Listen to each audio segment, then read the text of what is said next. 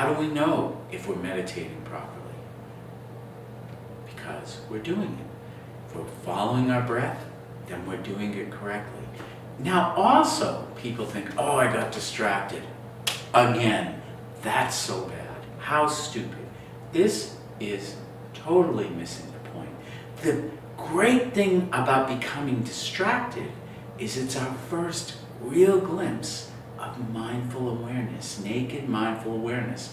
There's a brief moment when we first notice we've become distracted. What do we mean by distracted? Thinking about thoughts.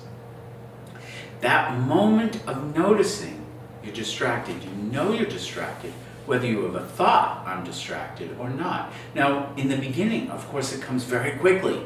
We go, I'm distracted. And right as soon as we notice it.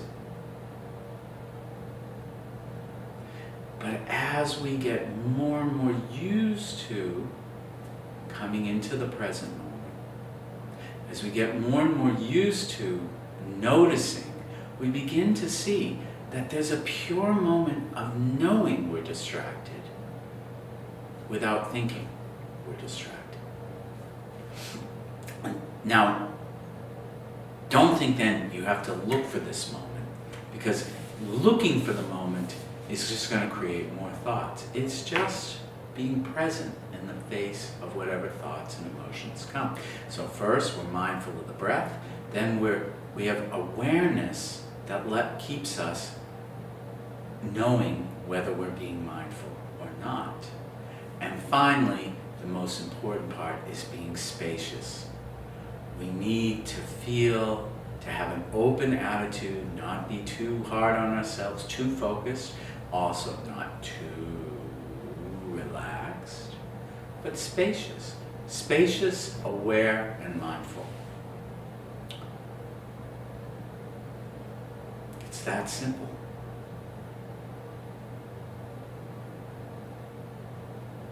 Right now, as we're watching this, just notice we're breathing. Feel the breathing. That brings us into the present moment. We give our monkey mind a job. So I think the best way to think about this is what the word gum means. Gum is the word in Tibetan that people use for meditation, but it doesn't literally mean meditation. It means becoming familiar or getting used to. So here, we're just becoming familiar and more used to using the breath, using spaciousness to bring us into the present moment. We become more and more familiar with it. We can use a visual object like a candle or a tanka. We can use sound. We can use sensations in our body. Eventually, we can use thoughts and emotions as a support for coming into the present moment. We can even use awareness itself.